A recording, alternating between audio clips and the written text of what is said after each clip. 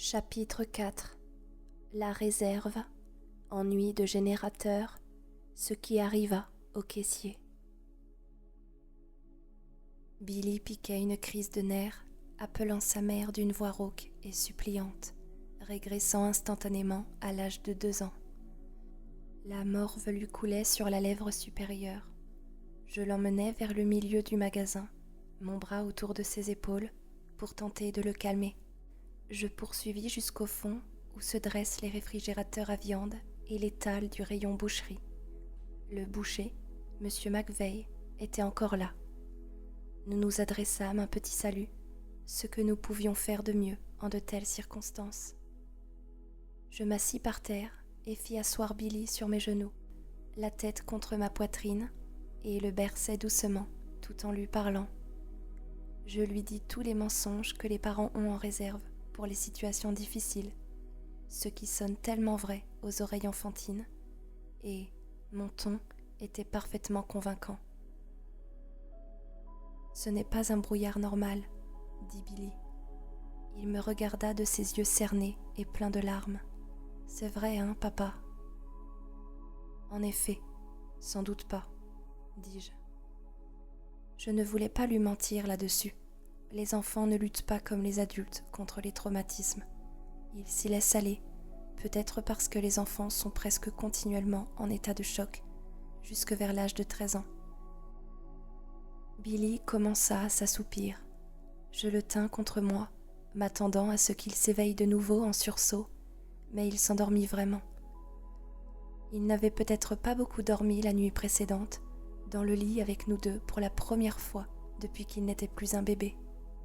Ou peut-être un froid glacial s'insinua en moi à cette idée. Peut-être avait-il senti l'approche de quelque chose.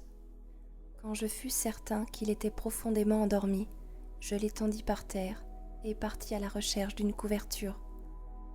La plupart des gens étaient toujours à l'avant du magasin, scrutant l'épais manteau de brume. Norton avait rassemblé autour de lui un petit auditoire pour lequel il déployait tous ses talents oratoires, s'efforçant de le subjuguer.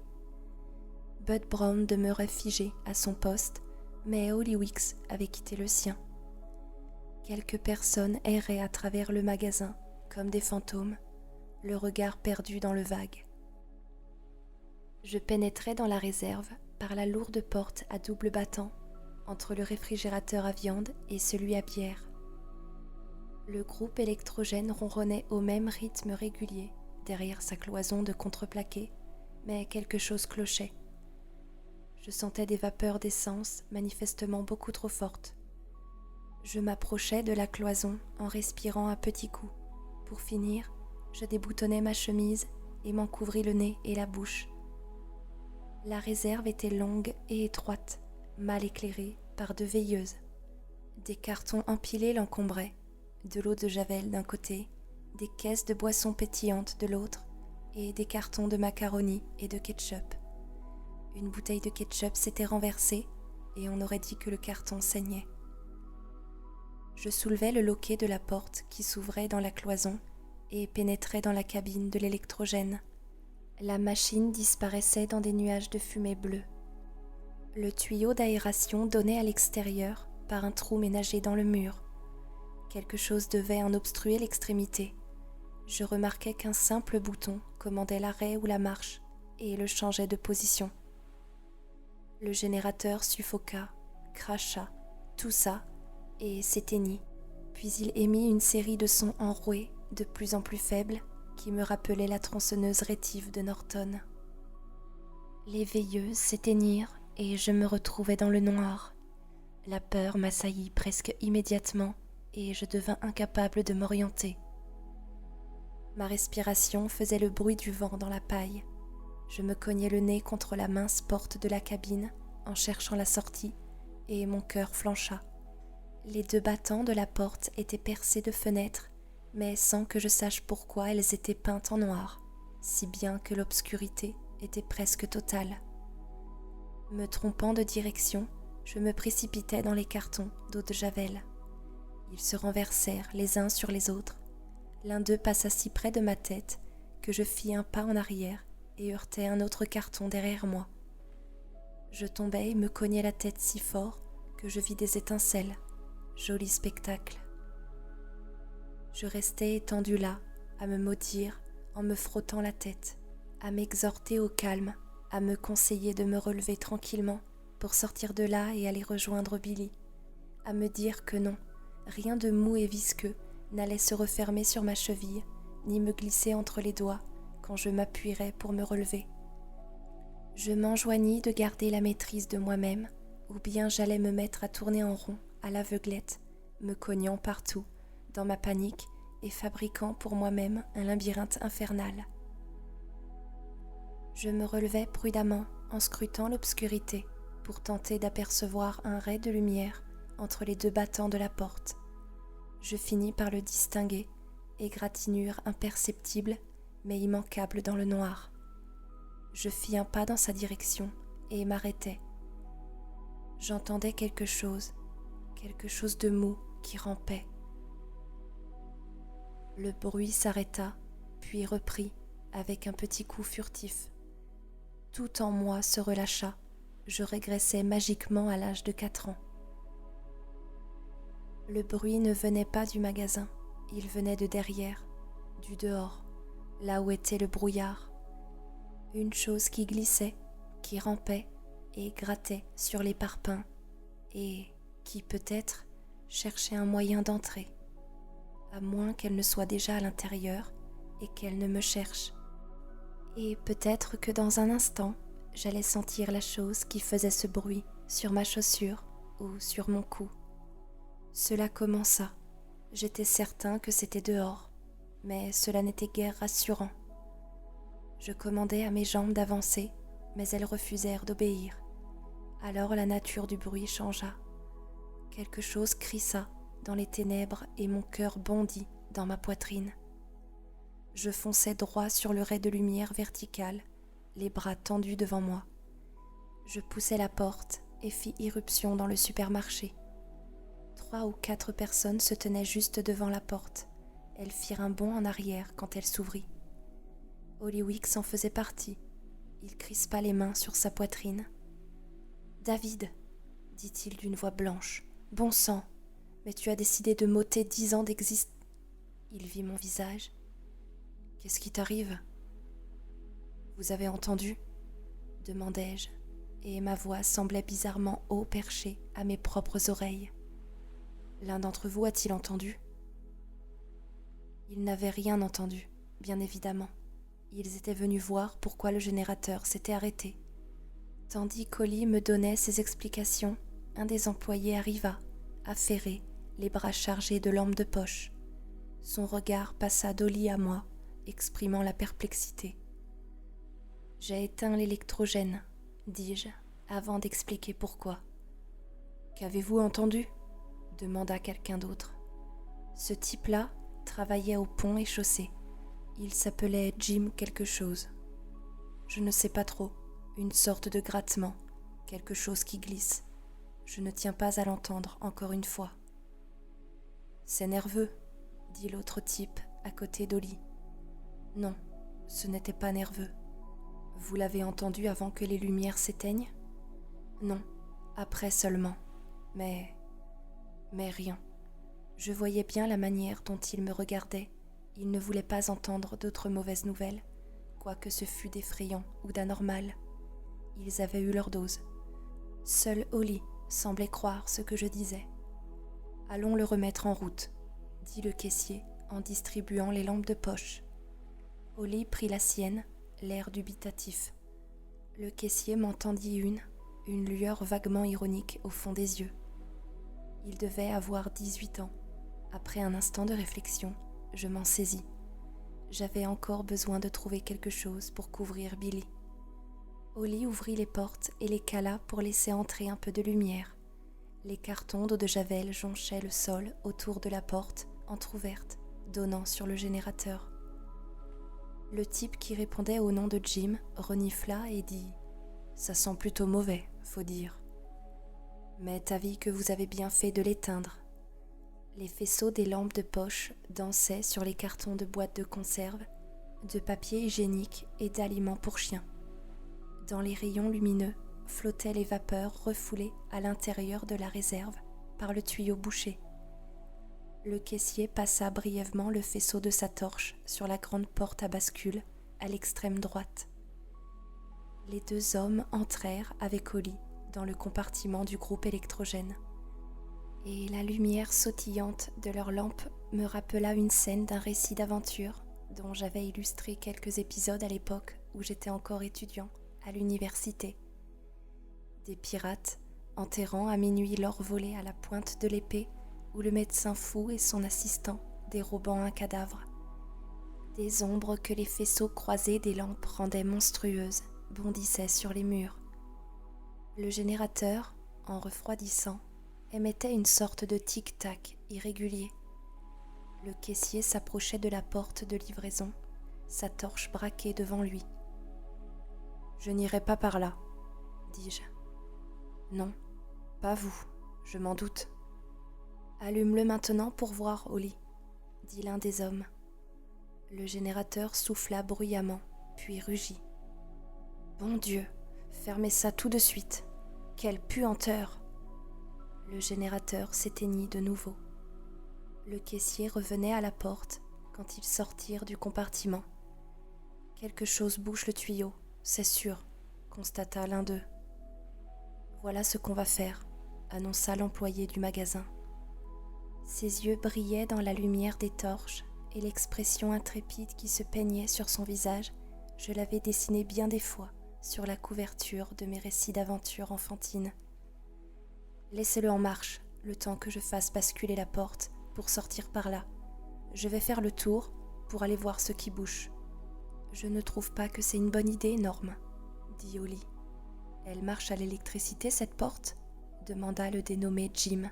« Oui, » dit Holly, « mais je ne trouve vraiment pas très malin de... »« Pas de problème, » dit l'autre.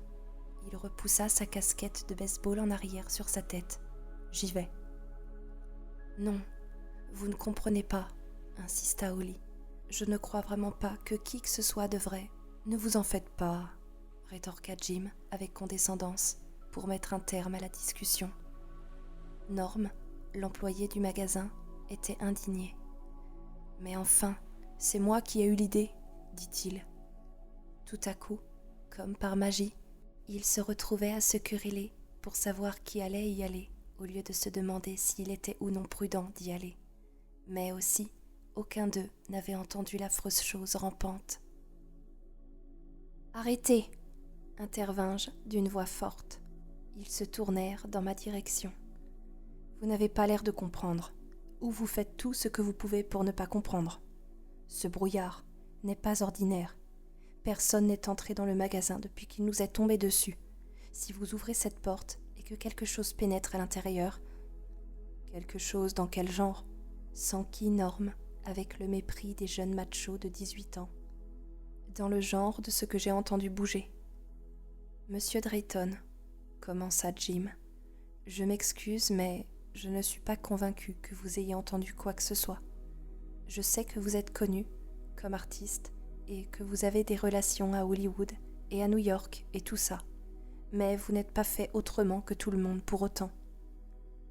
D'après moi, vous êtes rentré là-dedans dans le noir et peut-être bien que vous avez perdu un peu les pédales. »« C'est possible, » dis-je, « et peut-être que si vous tenez à aller vous balader dehors, vous devriez vous renseigner avant pour savoir si la femme de tout à l'heure est en sécurité chez elle avec ses enfants. » Son attitude, comme celle de son copain et du caissier, me mettait en rage et me terrifiait encore davantage. Dans leurs yeux luisait le genre de lueur que l'on voit chez certains amateurs de chasse aux rats sur les champs d'épandage. « Dites, » fit le copain de Jim, « quand on aura besoin de votre avis, on vous fera signe, d'accord ?» Holly intervint d'un ton hésitant. « Ça ne fait rien pour le générateur, vous savez. Les aliments se conserveront au moins 12 heures dans les congélateurs et... »« C'est bon, fiston, » lança brusquement Jim. « Je mets le moteur en route et tu ouvres la porte pour que ça cesse de puer comme ça. » Miron et moi, on attend à côté de la bouche d'aération. Tu cries quand c'est débouché. « D'accord, » fit Norm en se précipitant vers la porte. « C'est ridicule, dis-je. Vous avez laissé cette dame partir toute seule. J'ai pas cru remarquer que vous vous cassiez le cul pour l'accompagner, fit Myron, le copain de Jim. Une rougeur malsaine apparut au-dessus de son col. Mais vous allez laisser ce gamin risquer sa vie pour une panne dont on vient de vous dire qu'elle n'a pas d'importance. Vous pourriez pas la boucler à la fin ? S'écria Norm. Écoutez, monsieur Drayton, dit Jim, en m'adressant un sourire froid. Je vais vous dire quelque chose. Si vous avez encore une objection, vous feriez aussi bien de compter vos dents, parce que je commence à en avoir marre de vos conneries. Holly me regarda, terrorisée. Je haussai les épaules. Ils étaient fous, voilà tout. Ils avaient momentanément perdu tout sens des proportions. Tout à l'heure, dans le magasin, ils avaient eu peur et s'étaient sentis complètement déboussolés. Ici, ils se trouvaient soudain face à un problème mécanique précis, un générateur en panne. Ils avaient les moyens de résoudre ce problème, et quand ils l'auraient résolu, ils se sentiraient moins perdus et impuissants.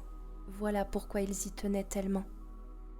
Jim et son copain, convaincus de m'en avoir imposé, pénétrèrent de nouveau dans la cabine du générateur. « Prêt, Norm ?» demanda Jim.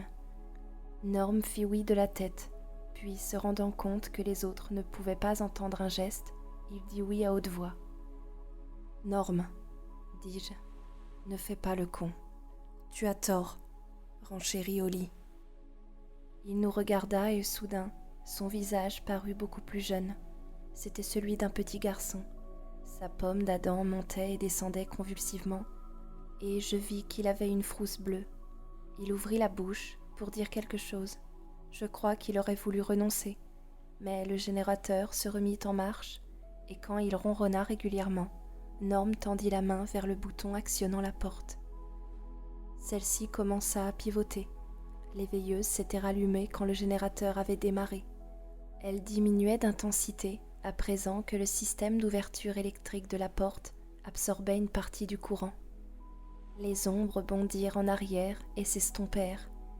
La réserve commença à s'emplir de l'éclairage blanchâtre d'un jour nuageux à la fin de l'hiver. La même odeur âcre que j'avais sentie plus tôt me parvint. La porte de livraison basculait lentement. L'ouverture faisait plus d'1 mètre et j'apercevais une plateforme de ciment entourée de bandes de peinture jaune. Le jaune disparaissait 1 mètre plus loin seulement. Le brouillard était incroyablement épais. « Oh, ça y est !» cria Norm. Des lambeaux de brume, blancs et fins comme de la dentelle, s'insinuèrent à l'intérieur. L'air était froid. Il avait fait plutôt frais toute la matinée, surtout par comparaison avec les 3 dernières semaines de chaleur humide, mais c'était une fraîcheur d'été. L'air qui entrait était vraiment froid, comme au mois de mars. Je frissonnais et je pensais à Steph. Le générateur se tut. Jim sortit à l'instant où Norm franchissait la porte, tête baissée. Il le vit, moi aussi, Holly aussi. Un tentacule passa par-dessus le rebord de la plateforme de déchargement et s'enroula autour de la cheville de Norm. Ma bouche béa largement. Holly émit une très brève exclamation de surprise, une sorte de déglutition. Urk. Le tentacule, d'une 30aine de centimètres d'épaisseur, à l'endroit où il s'enroulait autour du bas de la jambe de Norm, atteignait peut-être 1,20 m à 1,50 m, là où il disparaissait dans la brume. Il était gris ardoise sur le dessus, virant au rose chair au-dessous, là où s'alignaient des ventouses. Celles-ci s'ouvraient et se fermaient et se tordaient comme des centaines de petites bouches, aux lèvres avides. Norm baissa les yeux et vit ce qui l'avait saisi. Ses yeux s'écarquillèrent. « Enlevez-moi ça ! Hé, enlevez-moi ça ! Mon Dieu, enlevez-moi cette saloperie de là !» « Oh mon Dieu !» geignit Jim. Norm agrippa le bord inférieur de l'abattant de la porte et le ramena d'un coup sec à l'intérieur. Le tentacule parut gonflé comme un bras qui se replie. Norm fut tiré de nouveau contre la porte de métal rouillée. Sa tête cogna, le tentacule se gonfla davantage et les jambes et les bras de Norm se mirent à glisser vers l'extérieur. Le bord de la porte lui tira les pans de sa chemise hors du pantalon. Dans un effort sauvage de traction, il se ramena à l'intérieur, comme un homme qui fait de la barre fixe. « Aidez-moi » sanglotait-il. « Aidez-moi les gars, je vous en prie, je vous en prie !»« Seigneur » murmura Miron. Il était sorti de la cabine du groupe électrogène pour voir ce qui se passait. J'étais le plus près et j'agrippais Norm autour de la taille, tirant aussi violemment que je pus, oscillant sur mes jambes. Un instant, il revint en arrière, mais un instant seulement. C'était comme de tendre un élastique ou d'étirer du caramel. Le tentacule suivait le mouvement sans relâcher le moins du monde son étreinte. Puis, 3 autres surgirent de la brume et s'approchèrent de nous. L'un d'eux s'enroula autour du tablier rouge du supermarché qui pendait et l'arracha. Il disparut dans la brume avec le tissu rouge enroulé autour de lui. Et je me rappelais ce que ma mère nous disait quand mon frère et moi réclamions une chose qu'elle ne voulait pas nous donner. Bonbons, BD, jouets quelconques. Vous en avez autant besoin qu'une poule d'un drapeau, disait-elle. Songeant à cela et aux tentacules agitant le tablier rouge de Norm, j'éclatais de rire. Je ris, mais mon rire et les hurlements de Norm étaient fort semblables. Nul autre que moi peut-être ne sut que je riais. Les 2 autres tentacules glissèrent çà et là sur la plateforme de chargement pendant un moment, en faisant ces bruits de grattage que j'avais remarqués tout à l'heure. Puis l'un d'eux s'abattit sur la hanche gauche de Norm et s'enroula autour. Je le sentis contre mon bras. C'était tiède et lisse et palpitant.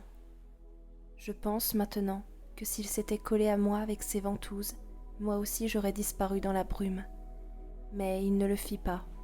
Il agrippa Norm, et le 3e tentacule forma un anneau autour de sa cheville. Maintenant il m'échappait. « Aidez-moi » cria-t-il. « Oli, quelqu'un, donnez-moi la main !» Mais ils ne vinrent pas. Je ne sais pas ce qu'ils faisaient. Ils ne vinrent pas. Baissant les yeux, je vis que le tentacule qui encerclait la taille de Norm s'attaquait à sa peau. Les ventouses le mangeaient, là où la chemise avait été arrachée au pantalon. Du sang, aussi rouge que son tablier enfoui, suinta de la tranchée que le tentacule palpitant s'était ménagée.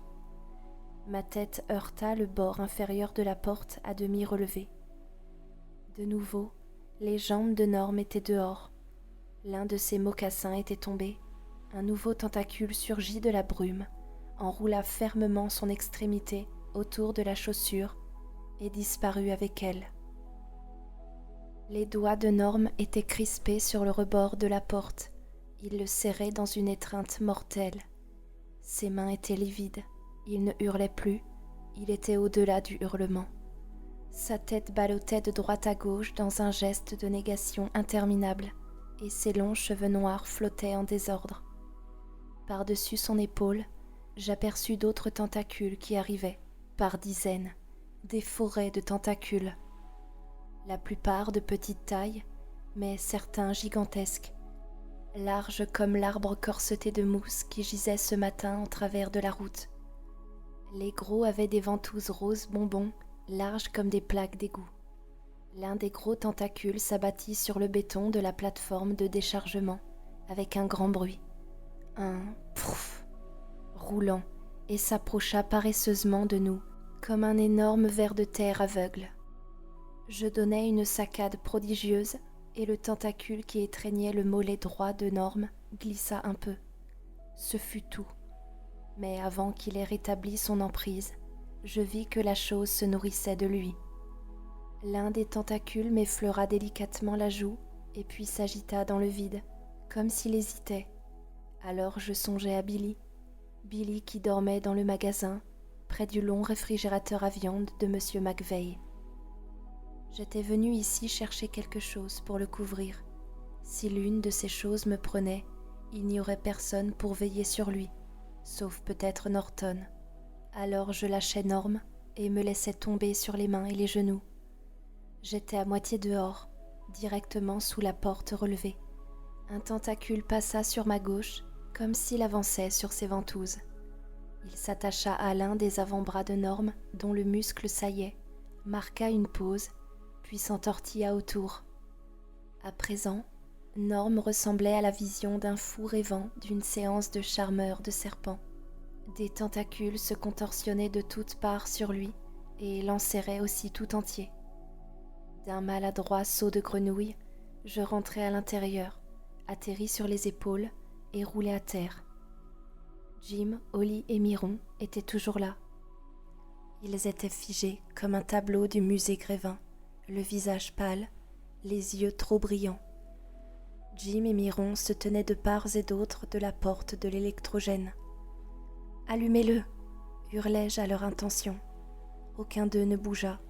Ils fixaient l'ouverture de la plateforme de déchargement avec une avidité morbide de drogué. Je tâtonnai sur le sol, saisis le premier objet qui me tomba sous la main, un berlingot d'eau de javel Snowy, et le balançai sur Jim. Cela le frappa au ventre, juste au-dessus de la boucle de ceinture. Ses yeux sillèrent, retrouvant un semblant de regard normal. « Allumez ce putain d'électrogène !» hurlai-je à m'écorcher la gorge. Il ne bougea pas. Il préféra se défendre, ayant apparemment décidé qu'au moment où Norm était dévoré vivant par une horreur folle surgie de la brume, il convenait de s'occuper de réfutation. « Je suis désolé, » gémit-il. « Je ne savais pas. » « Comment j'aurais pu savoir, bon Dieu ? Vous disiez que vous aviez entendu quelque chose, mais je ne savais pas ce que ça voulait dire.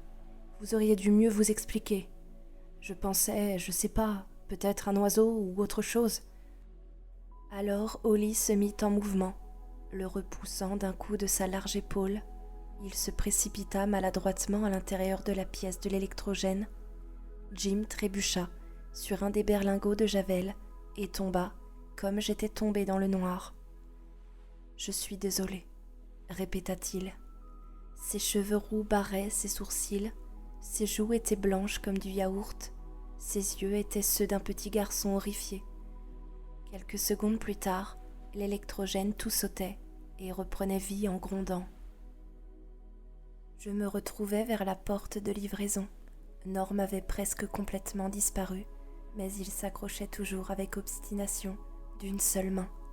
Son corps bouillonnait de tentacules et du sang tombait goutte à goutte sur le béton, formant des taches de la taille d'une pièce d'1 centime. Sa tête basculait d'avant en arrière et ses yeux s'écarquillaient de terreur tandis qu'il fixait la brume. Maintenant, d'autres tentacules rampaient et s'insinuaient sur le sol à l'intérieur. Près de la commande de la porte, ils étaient trop nombreux pour seulement penser à l'approcher. L'un d'eux se referma sur une bouteille d'1 demi-litre de Pepsi et l'emporta. Un autre s'enroula autour d'un carton et le pressa. Le carton se déchira et des rouleaux de papier hygiénique d'Elsey, empaquetés par deux dans de la cellophane, giclèrent en geysers, retombèrent et roulèrent dans toutes les directions. Les tentacules s'en saisirent prestement. L'un des gros glissa à l'intérieur. L'extrémité se dressa sur le sol et parut renifler l'air. Il se mit en mouvement en direction de Myron, qui fit un petit pas de côté, les yeux roulant follement dans leurs orbites. Un faible gémissement aigu s'échappa de ses lèvres flasques. Du regard, je cherchais quelque chose, n'importe quoi d'assez long pour passer par-dessus les tentacules qui nous cherchaient et pousser la commande de fermeture sur le mur. J'aperçus un balai posé contre une pile de cartons de bière et m'en saisis. La seule main libre de Norm avait perdu sa prise. Il heurta avec un bruit sourd le béton de la plateforme et cette unique main gratta furieusement le sol en quête d'un point d'ancrage. Un instant, ses yeux rencontrèrent les miens. Ils étaient diablement brillants et conscients. Il savait ce qui lui arrivait, puis il fut traîné, rebondissant et roulant, dans la brume. Il y eut un autre hurlement, étouffé. Norm avait disparu. Du bout du balai, je pressai le bouton et le moteur gémit. La porte commença à s'abaisser. Elle toucha d'abord le plus épais des tentacules, celui qui avait cherché en direction de Myron. Elle s'enfonça dans son cuir, sa peau, ce qu'on voudra, et puis le perça. Une glu noire se mit à sourdre du tentacule qui se tordit follement, flagellant le sol de béton comme un obscène fouet de vacher, et puis il parut se redresser. Un instant plus tard, il était parti. Les autres commencèrent à se retirer. L'un d'eux tenait un sac de nourriture pour chien et ne voulait pas le lâcher. La porte, en s'abaissant, le coupa en deux avant de s'arrêter à l'extrémité de la glissière. Le bout de tentacule coupé resserra convulsivement son étreinte, faisant éclater le sac et projetant dans tous les sens des pépites brunes de nourriture pour chien. Puis, il se mit à gifler le sol comme un poisson hors de l'eau, se roulant et se déroulant, mais de plus en plus lentement, jusqu'à ce qu'il s'immobilise tout à fait. Du bout du balai, je le tâtais. Le morceau de tentacule, qui faisait peut-être 1,50 m de long, se referma sauvagement sur le bois, puis relâcha son étreinte et retomba, inerte, sur une litière désordonnée de papier hygiénique, de nourriture pour chien et de berlingots de javel. Il n'y eut plus d'autre bruit que le rugissement de l'électrogène et les sanglots d'Oli qui pleurait dans la cabine de contreplaqué. Je l'apercevais, assis sur un tabouret, le visage dans les mains. Puis je pris conscience d'un autre son, le bruit léger glissant que j'avais perçu dans le noir. Mais maintenant, il était démultiplié. C'était le bruit de tentacules qui se tortillaient à l'extérieur de la porte coulissante en quête d'un chemin pour entrer. Miron fit 2 pas vers moi. « Écoutez, dit-il, il faut que vous compreniez. » Je lui balançai mon poing dans la figure. Il fut trop surpris pour seulement essayer de le bloquer.